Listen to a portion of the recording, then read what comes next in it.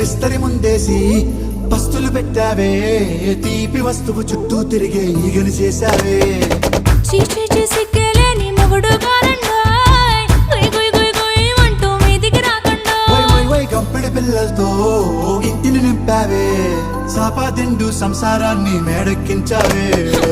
ఇరుగు పొరుగు ముందు సరసాలొద్దండో, మొకెట్టి పడుకోరే కుక్కలాగా మీ వాళ్ళు, ఏం చేస్తాం ఎక్కేస్తాం ఇట్టాగే డాబాలు.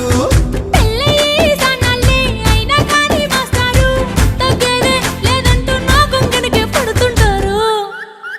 హే గోదారి గట్టు మీద రామసలకావే,